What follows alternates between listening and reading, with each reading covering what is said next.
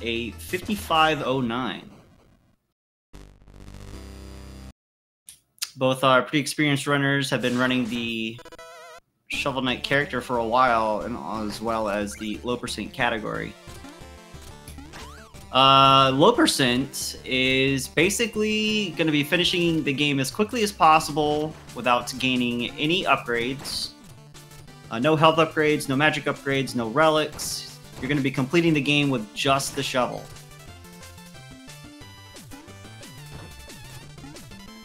So the runners don't have to worry about gold. They don't have to worry about getting certain items. They just pretty much have to focus on finishing the levels and getting right to the end as quickly as possible.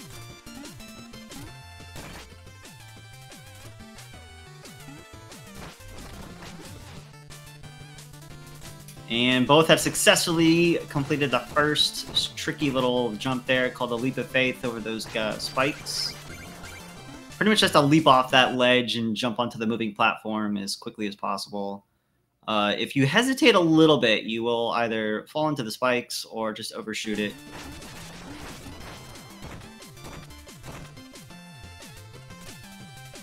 But first stage is plains, nothing too much here, straightforward shot right to the end.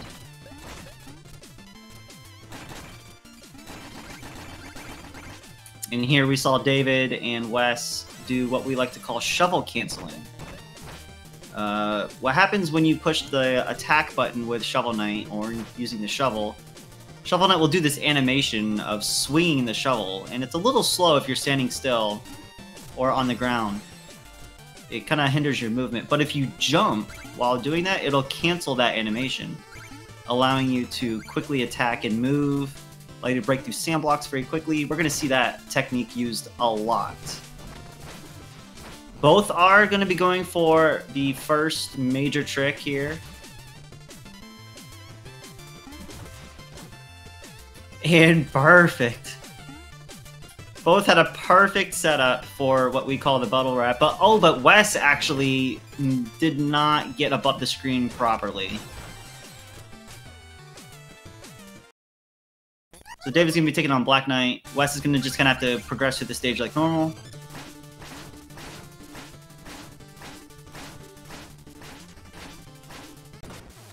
And perfect. David gets the stun lock against Black Knight.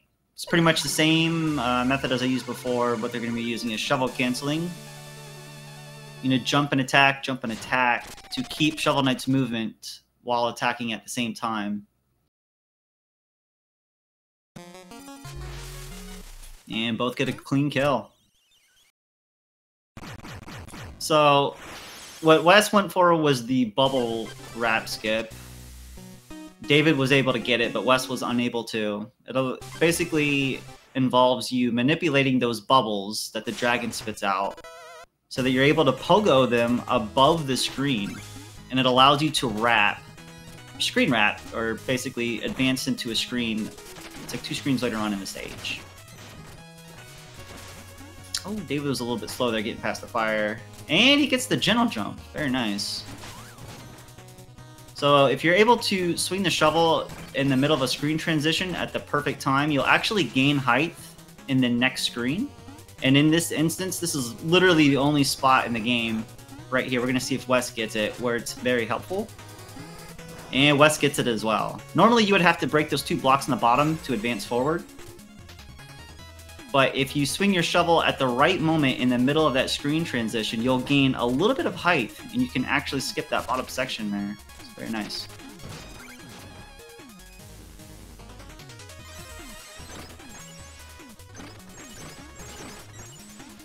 So, and the next stage is King Knight stage, Pridemore Keep. Pretty much another just straightforward stage right to the end. Nothing too much to worry about. Nothing very risky here.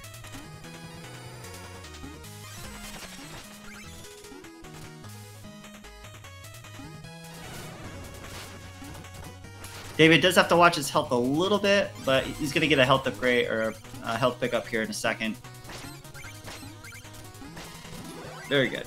So that was an intended deboost past that little griffin there. We're going to see Wes hit that as well. David with a solid diesel strat.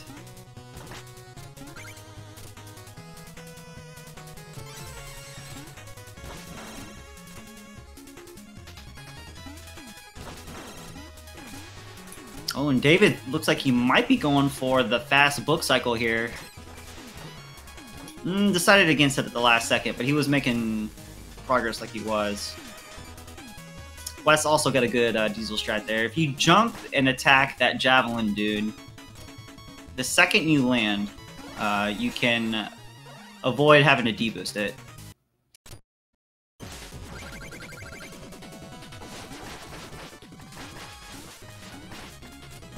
Alright, so the first fight here within the stages is King Knight. And David gets a pretty clean fight. It's mostly a scripted fight if you stay on the left side of him and kind of manipulate him on that side of the room.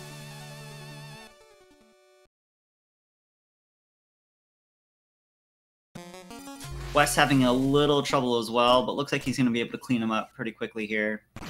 So King Knight has scripted jumps that he does. And what you can do is plan your attacks ahead of time and then use the ceiling to your advantage to pogo yourself between King Knight and the ceiling, allowing you to get some really quick hits in.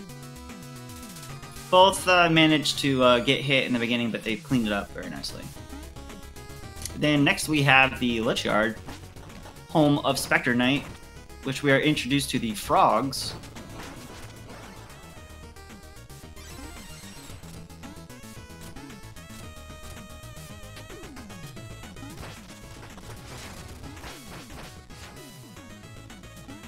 The frogs have a different number of patterns that they can actually do. They can jump on top of you, behind you, in front of you. Their movement is very random, and you really don't know what they're going to do until you get literally right in front of them. So predicting their movement's pretty tough. But if you think on your toes fast enough, they shouldn't be too much of an issue. For the most part, these guys are not having too much issues with them.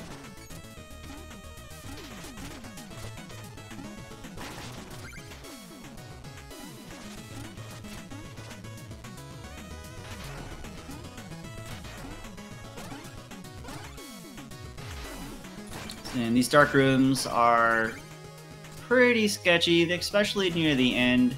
We're going to see a couple dark rooms that are very risky to go through.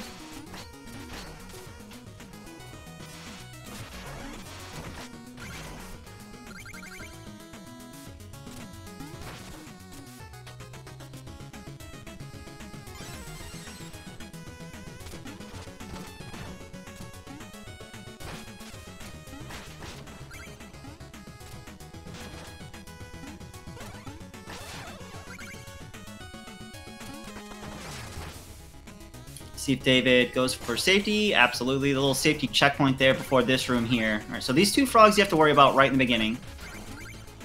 They didn't give too much of a trouble for David. And he's going to be doing the blind jump here and gets it okay. So the way that this room works is, yeah, the lights will go out periodically. And usually if you're going straight through this room without stopping, you're doing a blind jump there. And David comes up to Spectre Knight. Spectre Knight is also pretty much a scripted fight as well. So we manipulate him to go to the bottom left of the screen there. And you can attack him quickly with Shovel Cancel. And David's going to get good RNG here as Spectre went right back to the bottom left there. Now, you have a 50-50 chance. He's either going to go to the left in the second turn, or he's going to go to the right. The best thing you can do is manipulate him to hopefully go to the left by batting against him when he does his second phase. So, unfortunately, Wes got bad RNG. The Spectre went to the right, so he's going to have to do a little bit of a backup fight here, and he gets it okay. A little unlucky for Wes, but that's okay.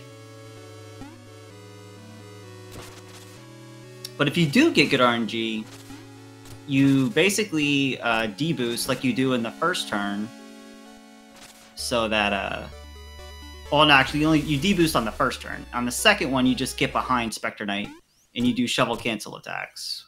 And as you can see, the shovel canceling is very effective, as it allows you to attack much faster than just standing on the ground and attacking. You can jump and attack, That allows you to attack much faster. What we also saw is the first dream sequence. The idea here is in the dream sequence is to lose your health as quickly as possible. The second that Shovel Knight dies in the dream sequence, Shield Knight will immediately fall. So you pretty much want to tank damage as fast as possible. The fourth stage here is going to be Explodatorium, home of Plague Knight. Plague Knight is full of global cycles on the pot lids that we're going to see coming up here. You want to get through these first few screens as quickly as possible without stopping to get the best RNG, or the best pattern, I would say, on these pot lids coming up. So the second the stage starts, these pot lids start moving. And if you get through those first screens fast enough, you'll get the correct pattern, or the fastest pattern that you want coming through this area. David got through it quickly, so he's got the one that he wants. Wes looks like he's making good progress as well.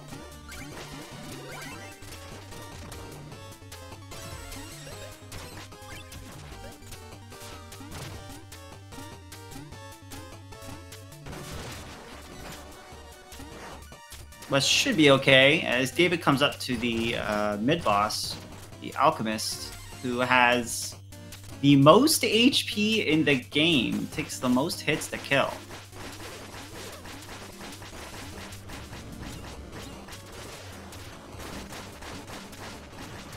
And he gets there of him pretty quick.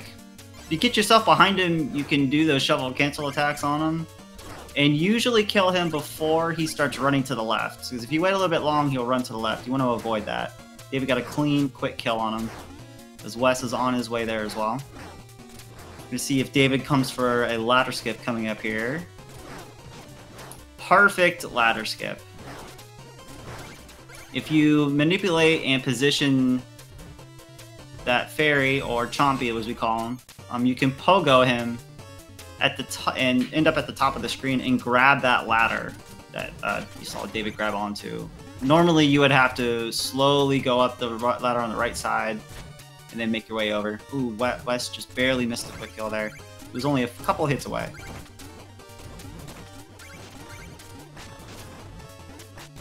Let's see if Wes goes for the ladder skip. David taking a little bit careful there near the end. He had to watch his health, but he got through okay. As he makes his way to Plague Knight.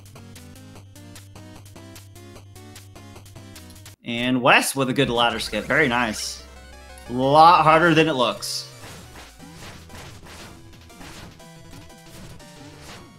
So David is taking on Plague Knight. Plague Knight initially starts with a couple patterns that you can kind of nail down. Then after that, he goes very sporadic and random. You can reflect the bombs that he throws at you. And ideally, that's what you want to do as you're chasing him down. Because usually he'll throw them at you as you're trying to chase him, and they'll reflect back and hit him. But the best thing you can do here in low percent Plague Knight... Ooh, Wes. That was close. The best thing you can do here in low percent for Plague Knight is keep up with him as quickly as possible. Kind of predict his movements, where he's going to jump, follow right behind him, and then just shovel cancel him as quickly as you can. So Wes is going to be taking on Plague. The next stage here in low percent is Treasure Knights, the Sunken Ship. In the Sunken Ship, it is mostly underwater, so your physics are a lot slower. You jump higher, so it's a little bit more to worry about as far as movement goes.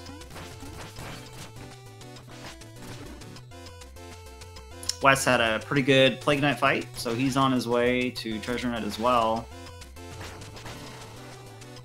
Minus him having bad RNG and just a minor hiccup with the bubble wrap skip in Plains, he's been keeping up with David.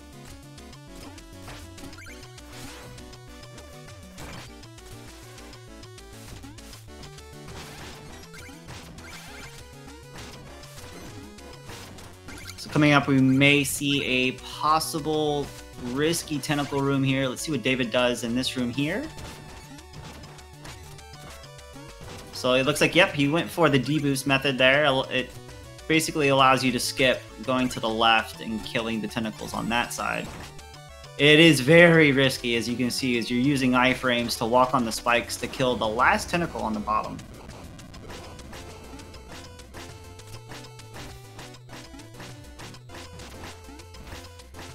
And here we have the mid-boss for the sunken ship. We like to call 420 fish. Mostly because his movement can be a little random, and he does like to get high. And by that, I mean he likes to go swim a little bit higher than the allowed height attacking by Shovel Knight. So if he gets a little bit too high on the screen there, you can't attack him. But it's very random whether he does it or not. David had a pretty clean fight.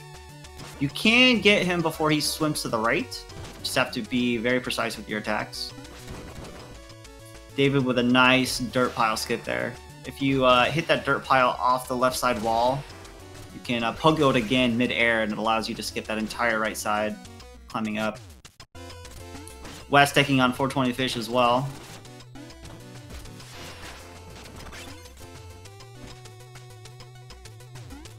And he's having a little bit of trouble there. And it's okay. David looks like he's going to go for anchor skip here. Perfect anchor skip from David. Very nice. Anchor skip, you want to use the physics of the water to allow yourself to have a slower jump, which allows you to jump on top of each anchor.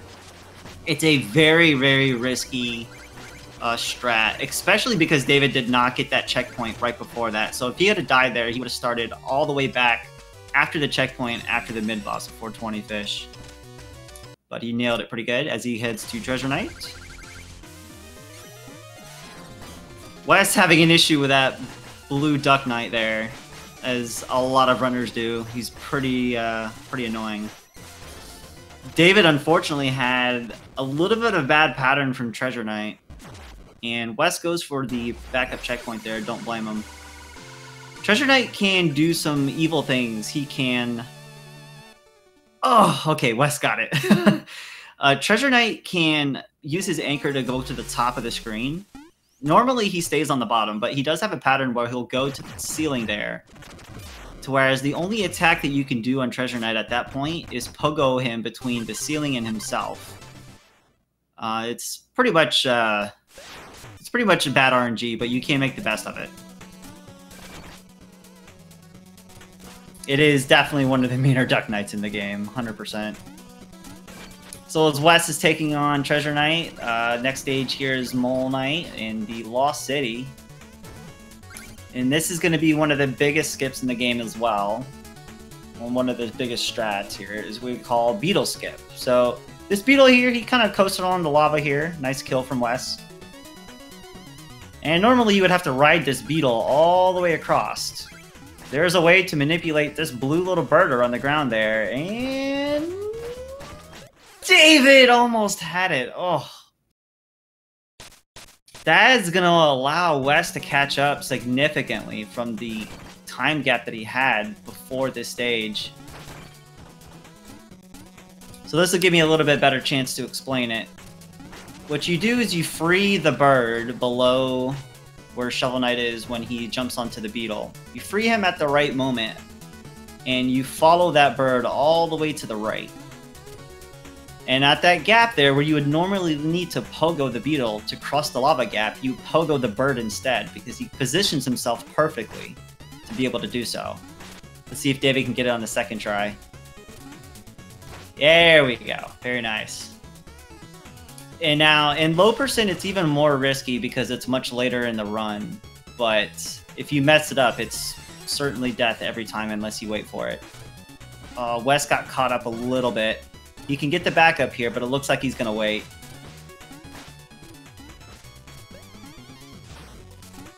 If you're a little slow getting to the bird, there is a backup to where you can pogo the bird as it comes back to the left side. But he was a little slow getting to it. Regardless, though, it's a 16-second time save if you can get it. If not, you pretty much just have to wait for the beetle to get to the right side to cross that gap. So David was able to get it on his second try, extended his lead by a little bit after that death. Oh no! And Wes takes a death from the blue birder there. It looked like he might have been trying to go for the birder skip as well. That skip allows you to pass through the bird as you attack it.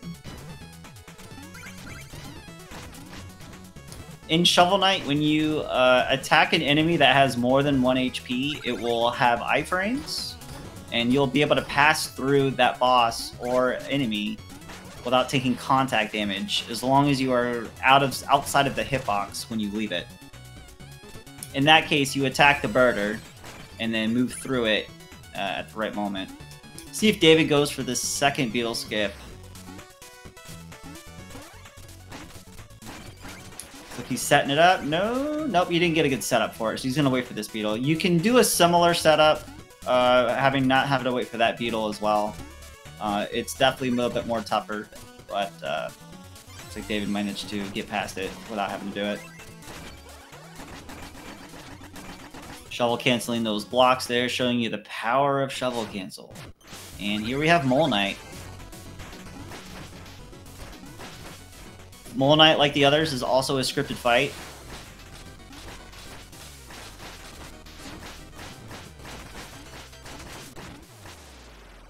And good fight from David. The idea there is to attack Mole Knight as he flies left and right through the screen. You usually get 2 hits per flyby when he goes left and right. And then he runs across the ground, and then he ends up on the left side. If you position yourself behind Mole Knight, you can do shovel cancel right behind him and kill him pretty quickly.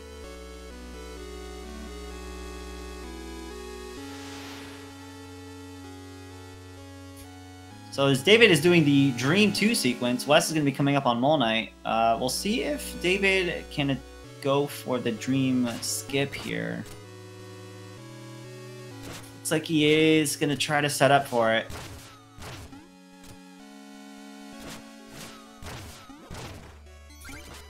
Oh, so close.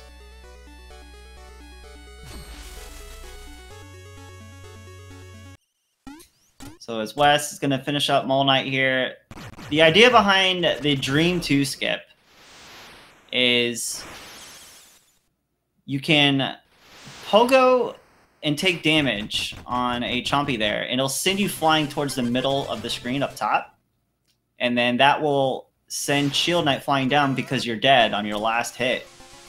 And it allows Shovel Knight to actually catch Shield Knight as she's falling from the sky near the top. Very tricky, and it can be done, but David almost had it there. It does save some time. It seems like 5 seconds at most, because it allows you to actually move towards the edge of the screen before the dream sequence is actually positioned back to Shovel Knight. So I don't know if Wes is going to go for it. We'll see.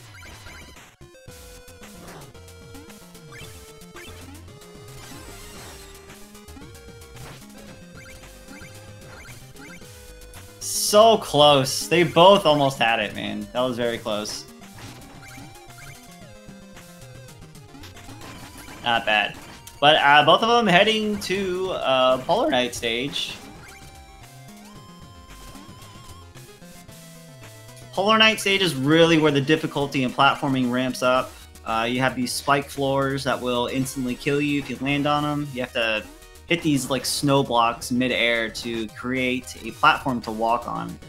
We're going to see it here in a few sections and near the end of the stage.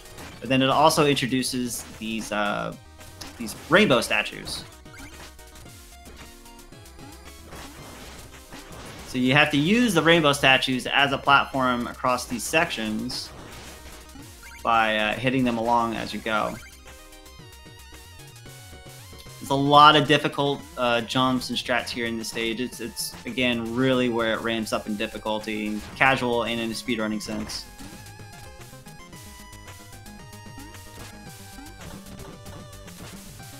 David going for the D boost here on the Hammer Bros, not bad.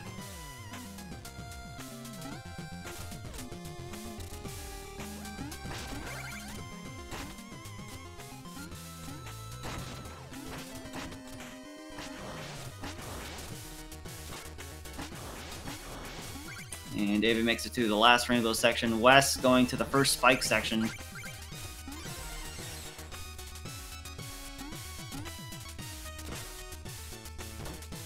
Another little deboost strat there on the Hammer Bros. If you deboost the left one in the middle, you can end up on the right ladder and then pogo, still in iframes, the Hammer Bro on the right there, and end up on the top of the screen. Nice little strat. And David coming up on the hardest screen in the stage here. It's most dangerous because you have 1,000,001 things flying at you.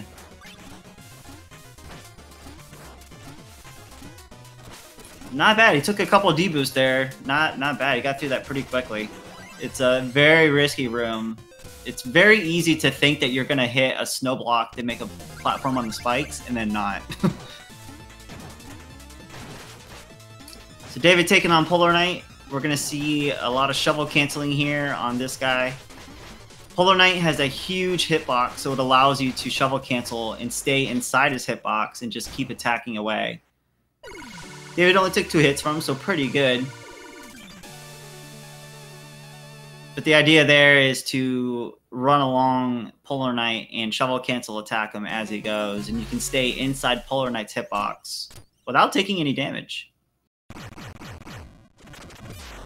Wes with a good Hammer Bro skip as he is making his way to the end of the stage. Next, though, is Clockwork Tower, home of Tinker Knight, where we will see some of the toughest platforming in the low percent category for this game.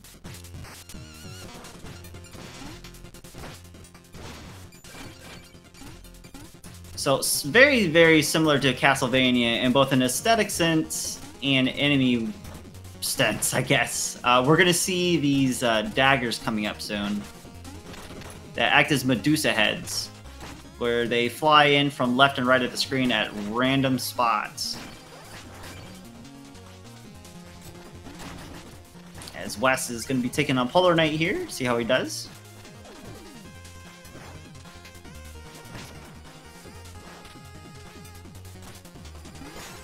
David going for that backup checkpoint, very good idea. Ooh, Wes had a very close encounter with Polar Knight there, almost leaving iframes and landing on spikes. If you manage to get away from Polar Knight there, it's best to just take damage from him to have iframes on the spikes.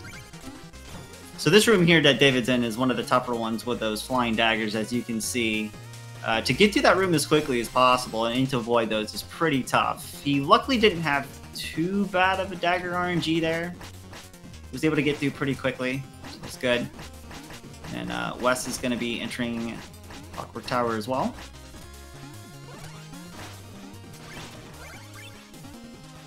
Pretty much in an auto-scroller here for David. Normally with the mobile gear, you can actually coast across these spikes, but in low percent, we pretty much have to ride this all the way through.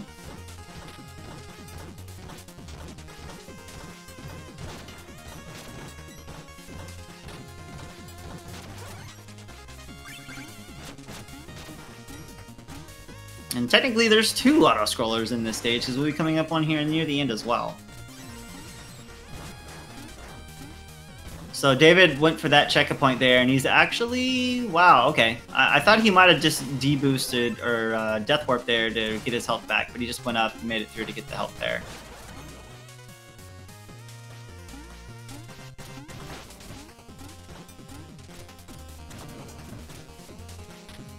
So in the room that Wes was just in on the ladders with the daggers, we actually deboost off one of those daggers so that we can walk on the spikes. Normally you would have to climb that ladder up and then go back down again to get to the left side. But if you take advantage of the iframes there, you can just walk on the spikes and make your way to the left. That's literally the only good use of the flying daggers. So David's going through the auto-scroller here. He's going to be making his way to Tinker Knight. Wes is in the spike room as well. So both in their respective auto-scrollers here.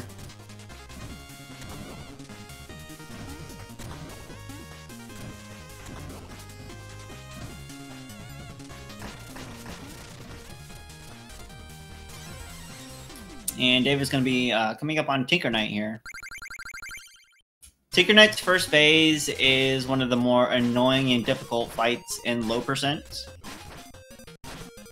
His movement's very sporadic. He throws wrenches at you. He jumps over you. He runs away very frantically. You're usually chasing him down the whole fight, as you can see. And his hitbox is very, very small. But he'll usually stop right there after he gets done running around to flail more wrenches. And that's your best opportunity to wail on him.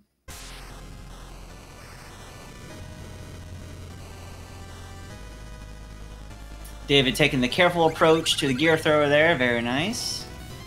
Or Wes, I'm sorry. I keep saying David. And then Tinker Knight's second phase, where he gets in his big machine, is much more easier. This part is completely scripted, as opposed to the first phase where it is not. And finishing off Tinker Knight with a shovel hit, instead of a pogo, will speed up the victory pose of Shovel Knight. So on that last hit, when Tinker Knight gets down to his last little bubble of health, if you cancel your pogo by swinging your shovel, you'll save yourself a second or two.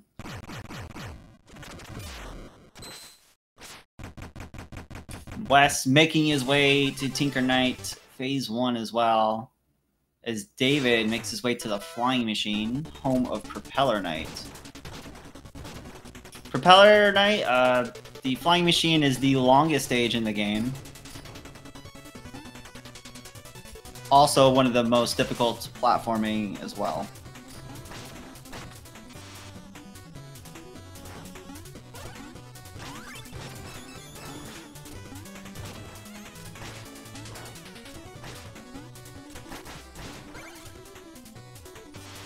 West had a pretty good first phase for Tinker. That was not bad.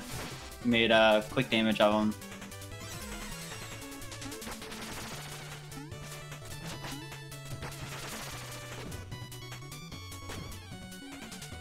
So as West takes on second phase, Flying Machine, we also are going to be introduced to these green hover meanies, or what we like to call Jawas. The first one isn't too bad. We're going to see the wrath of them coming up here in a few screens. But basically, those Jawas can become a huge nuisance when trying to get past them quickly. As David takes on the mid-boss here, the Dinghy Dropper made a pretty quick fight there. You can reflect one of the bombs that it shoots at you to do some damage there as well, but shovel cancel attacks are also the preferred method for that fight, as are most of them.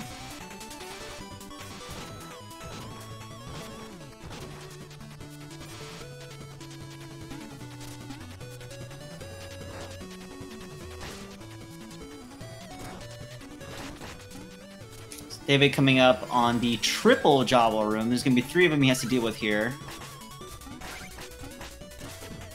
That first one was given a little bit of trouble. It looks like he'll be able to squeeze by here. Very good.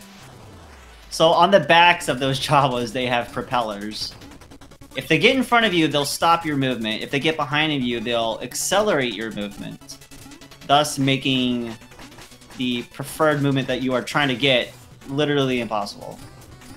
The worst part about it is when you're trying to get across those cannonballs to pogo, they usually get behind you or in front of you and just mess everything up. They are an absolute nightmare in speedruns.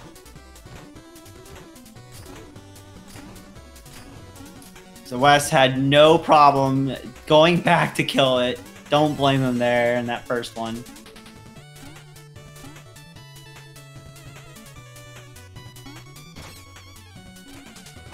Oh, David was going for a super quick double rat room there. Like normally you can wait for the wind jet to come back. Oh, he went for it again. The rat, the rat is not being very nice right now. This is giving Wes a little bit of a time to catch up. And David opts to wait for it this time. Don't blame him there. That's a very tricky strat, but he almost had it literally on both tries for David. As Wes is coming up on the triple Jawa room as well.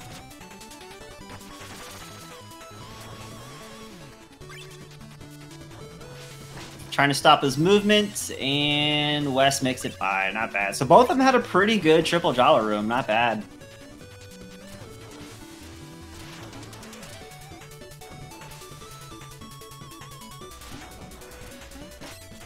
Oof, David getting that one cycled wind tunnel room. If you can get through that in one cycle, as long as you start your movement at the correct moment. Normally you would have to wait for the wind to change back to the right, but he was able to get it there quickly. As Wes finishes up the auto-scroller, David's going to be taking on Propeller Knight.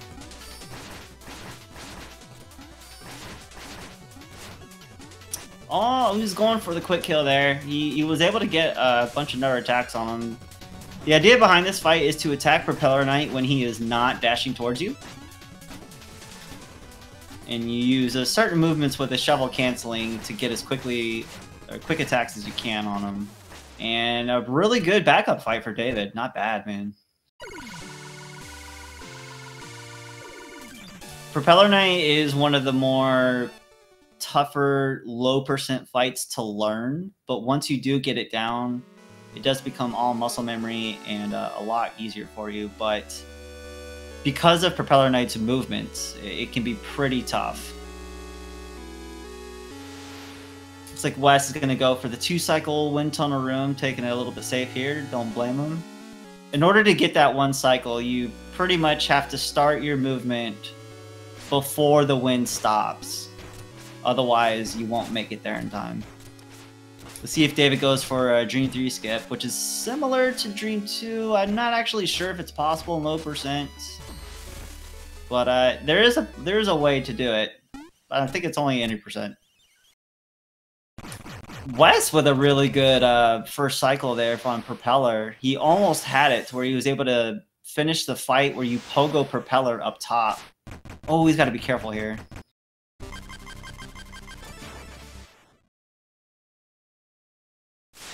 Oh no, Wes was so close. I was afraid of that. I was looking at him a chance to get the fight, hopefully again, but Propeller Knight was able to get the best of him there. Propeller Knight's dashes does a full heart of damage.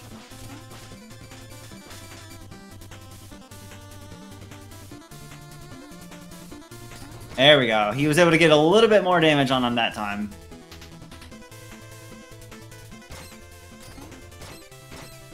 David makes it past the true boss rush of this game. Of those 5 rats he's got to deal with there. Those rats can be a doozy in Tower 1.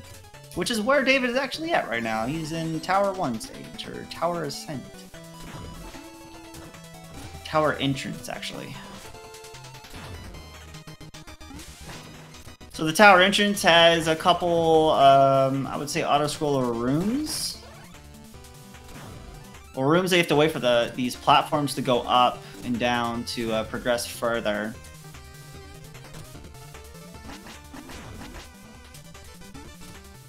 As Wes finishes up Dream 3 here, David going through this next section with the chompies here. We're going to see a nice little chompy skip.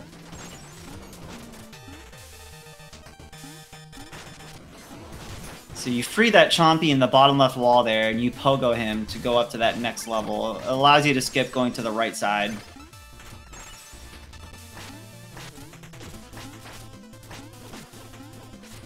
And David taking the bottom path here.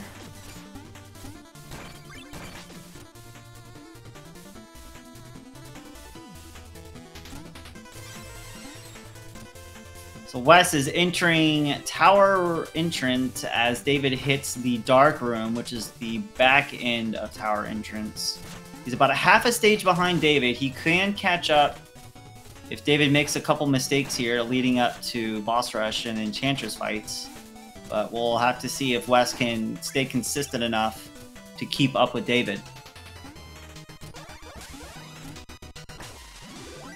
Using that rat there to pogo up and skip that left side of that room on West side. And alright, he gets past the rats. Very nice. So David's going to be coming up on Black Knight 3 fight. BK3. This fight is very similar to the Plains Black Knight fight, where you stun lock him, but it has a less window for error.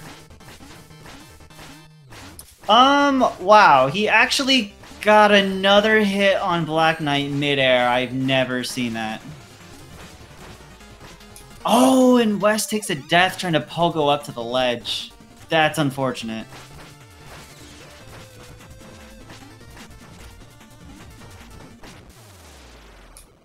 That's going to extend David's lead by a little bit, as he's able to get a pretty clean kill on Black Knight, even though he was unable to get the stun lock that he wanted.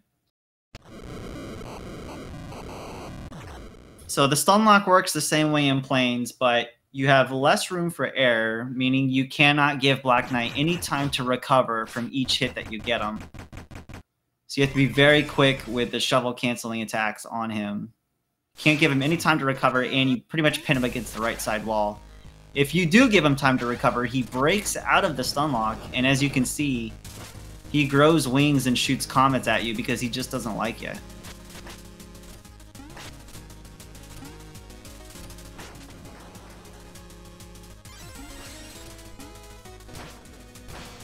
But yeah, that's crazy. David was able to actually hit Black Knight mid-air again before he hit the ground. That was impressive. I'm not sure if you meant to do that or if that just happened to happen, but that was pretty good. David coming up in the Mario Maker room, as we call. As you can see, there's a ton of enemies in this room, ton of dirt blocks to get through. One of the more harder rooms to get through quickly. As Wes is coming up on the end of tower entrance to take on Black Knight. That death did unfortunately put him way further back than I'm sure he wanted to be. As luckily it was right next to a checkpoint, so that's one good thing going for him. And the last of the Jawas right there. Oh no!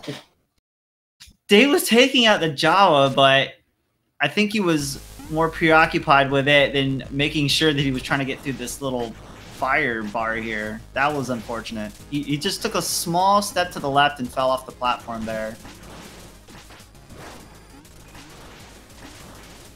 So this Jawa comes up here at this spot every time. The best idea here is to use the statue. So Wes going for the backup stun lock.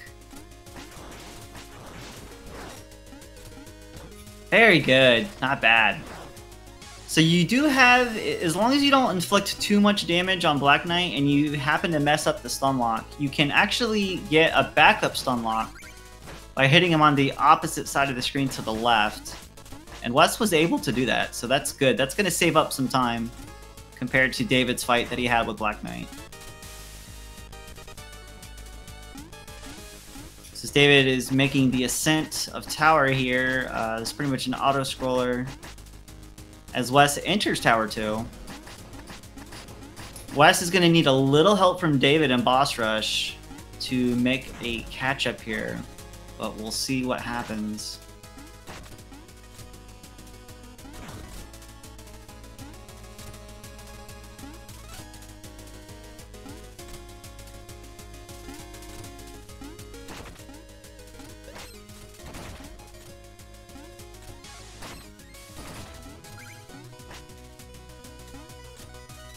Alright, so Wes gets through the Drip Samurai and Rat room as he gets to the Mario Maker room. Best idea in this room is just try to get through without getting hit by these slimes, because they slow down your movement so much, you get knocked back and you can't attack the blocks. There is like an almost way to get through it scripted, but it's very, very hard.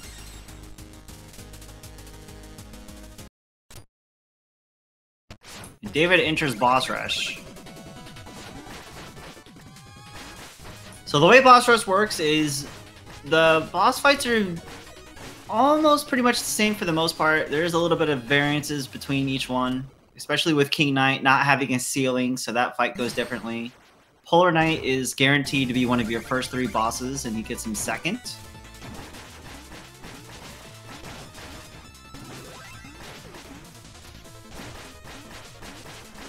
but Polar Knight's refight is essentially the exact same.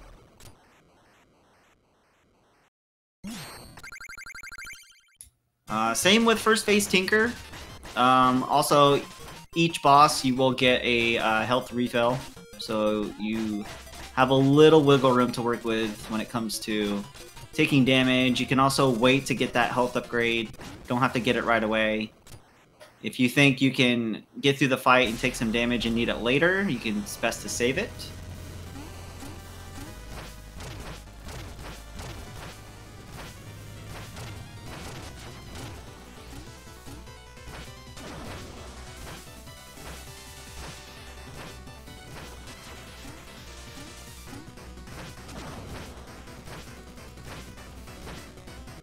And down goes Tinker Knight, getting that last shovel hit on him instead of a pogo, saving him a second or two again. Very good.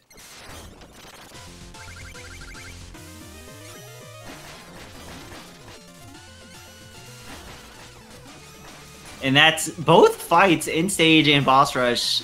Tinker Knight or Treasure Knight giving David some trouble here, going to the ceiling, getting him bad RNG, but he's able to kill him pretty quickly, and he got his health pickup near the end of the fight.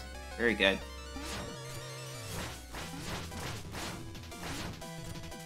Plague Knight fight is a little bit different. His starting position is pretty much opposite. And the level design is a little bit different than his end stage fight, as Polar Knight is first for Wes. Not bad. Very good. Plague can be very much a nuisance in boss rush.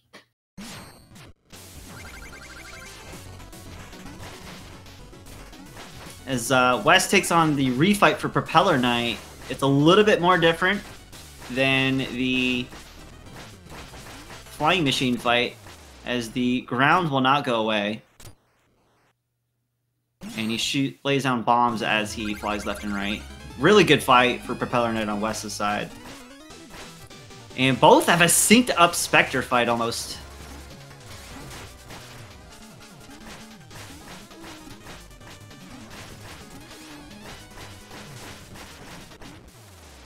Good fight on David. He's able to get behind Spectre and make quick work of him. Wes taking a little bit more of a safer approach on him. Went down to get his health.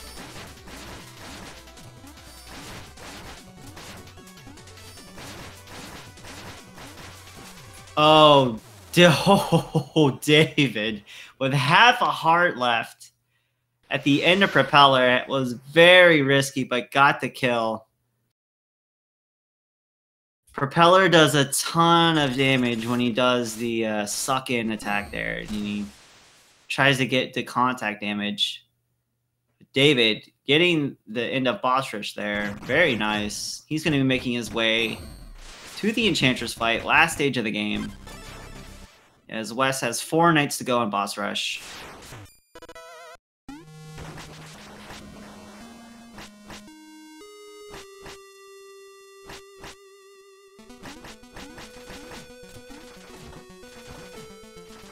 Without a ceiling, redoing the King refight is a little bit different. Pretty much have to utilize a lot of shovel cancel attacks on him.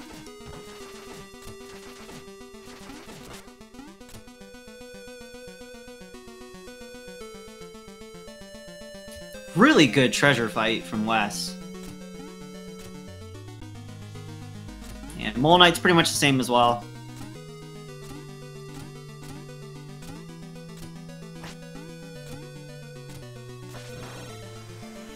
As Wes is going to be finishing up the last 2 knights here in boss rush. David's going to be taking on the first Enchantress fight as he heads on to the end here.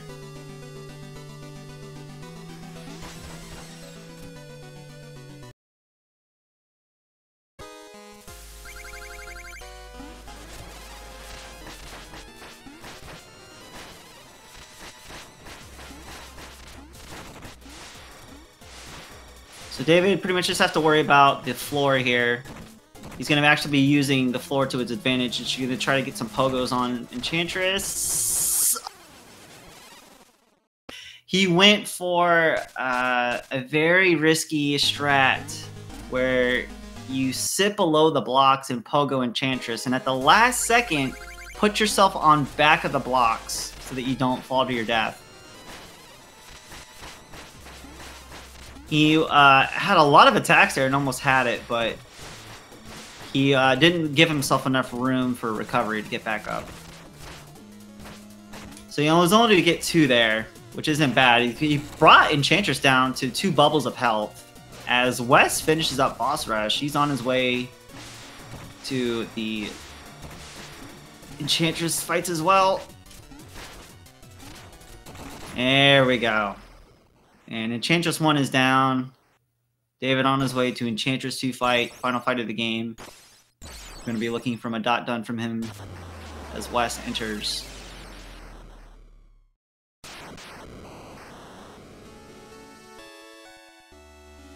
The idea behind the Enchantress 1 fight is to reflect the orb shots that she shoots at you to go back at Enchantress to cause damage. By no means is it necessary to do the risky bottom of the blocks thing there, but it is faster if you can get it. So Enchantress 2 is going to do a little ground pound here, remove the floor.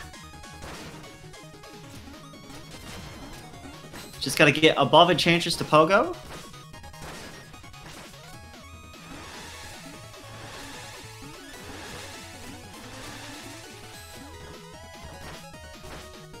And Enchantress 2 is defeated. GG to David.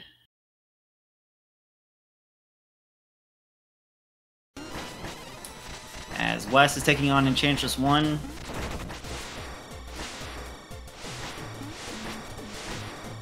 That is an official SRL time of 51 minutes and 33 seconds. Hello, I am David. Hi, David. GG. GG. How's Wes doing? He looks like he's on a huge PB pace. He is. He is going to get, if he gets this Enchantress 1 fight cleanly and makes his way to E2, he's going to get a pretty solid PB if he can get this kill.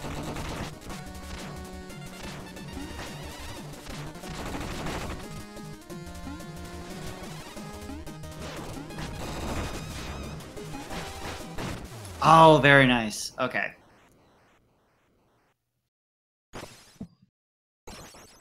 So yeah, West's current PB is a 55...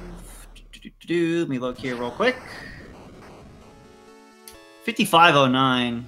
So with this fight, he could get a pretty sizable PB.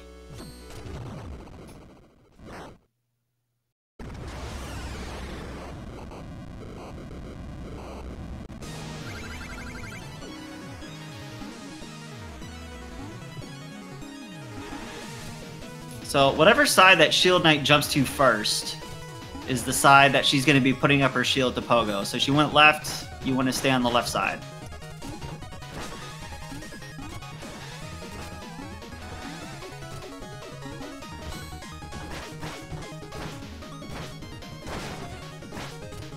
Alright, just about half health here.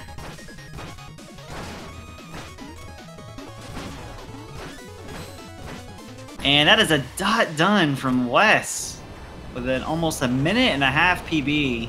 That's epic. That is absolutely amazing with an official SRL time of 53 minutes and 38 seconds from WesBeardtooth. GG.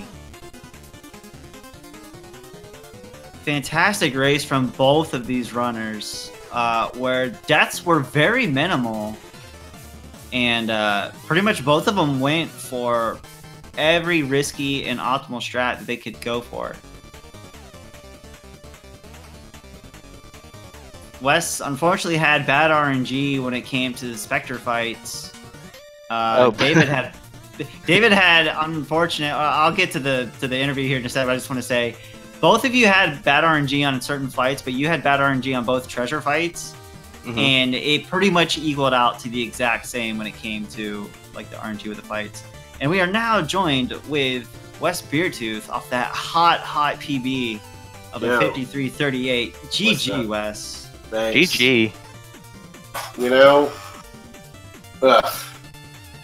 I'll take a PB.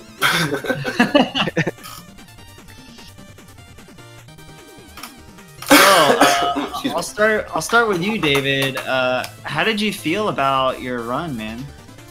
It was a very weird roller coaster ride because when I got to Black Knight the second time, you know, despite what had happened in Lost City and Flying Machine, I was 3 seconds above PB, and so PB was alive until I died to Jawa in Tower 2. Oh yeah, that minor, like, you took like one extra step to the left. It's like you were focusing on killing the Jawa, which you did, but then like as you were trying to get the statue to come down to go forward to the right, it looks like you took like one extra step to the left and fell right off. Yeah, just one. It's a narrow edge there. Yeah, it really is. You don't have like that much movement on those statues, so I don't know what they were thinking, but yeah. Challenge. But yeah, also you had a pretty solid good RNG on Spectre, which really helped out. Wes unfortunately had bad RNG on both fights. I don't even want to talk about the beginning of the run. Yeah, so David got bubble skip. Wes, I think, I don't know if you pogoed the bubble too soon or too late. It looked like it just was barely off a little bit, though. I don't think I pogoed it at all, actually. I think I just came down. I don't know. It was weird. I'd have to go back and check it to see what happened, but it happened really fast. It happened so fast that I thought you had it. I don't think I saw the. Typically, I have kind of a visual cue to go left when I pogo the second bubble, and I didn't see it, so I was just like, "Oh, geez, I missed it!" Oh, and I just kind of pushed left, and that's. Just... But minus that hiccup, I mean, you both stayed like neck and neck the whole way. I mean, Wes, you were barely, like, at most you were like a minute behind, probably the whole way through. Well, excuse me, sorry. I've had some weird things happen in Lost City. Some really weird things that never happened before. David unfortunately did too. He failed the first beetle skip, but he got it on the second one. Yeah, so the funny thing about that one was I went too fast. I was expecting the slimes to slow me down, and they slowed me down by not slowing down at all. Yeah, and you actually almost had the backup there, but I think, yeah, the birder was too low for you to make the jump to the ledge, so you unfortunately had to plummet to your death there. Yeah, my success rate on the backup pogo has not been good, and I haven't practiced it at all recently, so I was just like, nope, not even gonna try it. Nope. Yeah. I think the thing that really irks me the most is that death to Propeller Knight, because I had practiced. Yeah. So, like, when I first initially got to Propeller Knight in my little practice session before the run, I wasn't getting anything. I was just like, oh god, I'm gonna lose. I'm gonna die to Propeller Knight every single time. Like in Boss Rush, every single time I was practicing, I died to Propeller Knight. And it's like, what is happening? Yeah. So on your first attempt at Propeller, you almost had it, and then on your second attempt, you got even closer. The difference between you and David was David almost had it as well, but he messed up the initial start of the fight, and then he ended up just having to do a backup fight. But the death definitely hurt it. But on the second attempt, you were literally like an inch away from getting on top of Propeller. Right. Yeah. So, that's the only thing that really irks me a little bit. Other than that, like, looking at my splits, like, most of the splits after that were pretty good. I had a really good boss rush for me, with the exception of Spectre Knight. Yeah, Spectre was only bad one for your boss rush, and then on David's side, Treasure Knight just didn't like him this run at all, dude. He went to the ceiling on both fights and just made it a huge trouble. You have no idea when I believe I had Polar Knight first, and then I had Propeller Knight, and you're just like, oh, yeah, that thank too. you. That. Oh, man. Just like, this is exactly what I want. So, after and then I did well, for me at least, on the Propeller Knight fight. I just screwed up the the end of it. Yeah, no, absolutely. You had a really good refight on Propeller as well. You definitely made up a lot of the time that you lost in Boss Rush a little bit. Yeah, that was a gold split for me on my. Oh, very nice. Heck yeah, dude. Yeah, I mean, really good run, man. Obviously, like to PB in a tournament race is always super difficult and very impressive. So. Yeah. Hey, I tried my best. And you know, you quite literally gave me your best.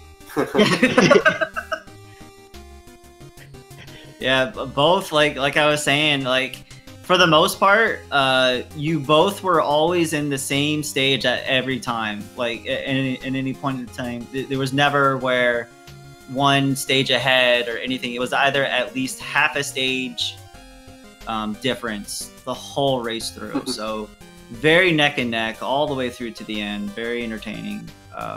It was really fun to commentate this one. Awesome, wonderful. Well, David put me out again. Oh, I'm sorry. Actually, no, I'm not. I get to fight Moo Moo. So David does get to live to see another day there. We'll see who... Oh yeah, you are going up against Moo Moo. I do not. I officially am dead. Yep. But very good, guys. Is there anything else you two would like to mention? David, beat Moo Moo. I will do my best. Also, Moo Moo, if you're in chat, I love you. But beat Moo Moo. It should be a very good one. Hopefully I can commentate that one as well.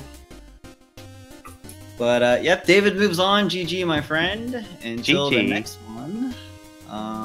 Let me see what we have left on the schedule here. No other matches have been scheduled yet, but keep an eye out for that.